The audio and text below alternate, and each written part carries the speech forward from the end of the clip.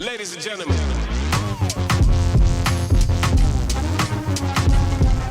Something else we saw this week that I just could not believe my very eyes. I mean, I've honestly waited for this day, but when it happened, I couldn't believe it. For those of you who don't know, my name is Casey Anthony. My daughter is Kaylee Anthony. My parents are George and Cindy Anthony. Casey Anthony is out there now telling you that she is here in a professional capacity to reintroduce herself and that she is now a law expert. And that she has not only a TikTok, but a Substack and an email address where you can reach her if you need help. And I'm like, well, you just opened yourself up to a horrific amount of trash emails, junk emails, and people mocking you and saying all kinds of terrible things. I cannot believe that you would have an email address and you think that people are going to take you seriously. Maybe for you, 13 years is such a long time and you've lived, in anonymity for so long that you think that for the rest of us, we're ready to see your face. But the thing is that the rest of us have been living our lives. We don't really feel like it's been 13 years since the last time we saw you over there trying to convince us that you had not killed your daughter. Now, for those of you who do not remember the Casey Anthony trial, let me just remind you how crazy it is that this girl is coming back out.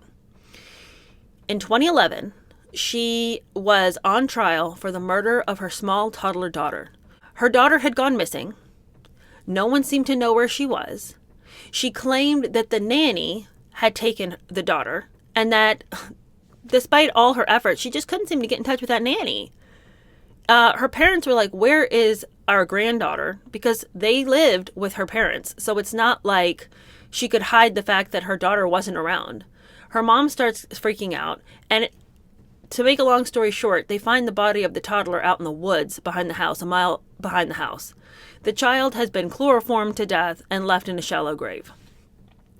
Well, Casey did it because she was tired of being a mom. She wanted to go live the beautiful life as she had tattooed on herself. And in the month that her daughter was missing, she was out partying hard. She was out at bars. She was out at clubs. She was not at all like a grieving mother, but she certainly was acting like somebody who was free of the restraints of being a mother. Against all odds and all the evidence, because she had lied repeatedly to the police. I mean, this was a person who clearly had something to hide. Zanny, the nanny, who supposedly had the kid, nowhere in sight. The job that she said she had, didn't have. I mean, she was just like a liar, liar, liar, liar. All kinds of searches on the computer showed that somebody had been searching, like how to make chloroform, like all of these super incriminating searches.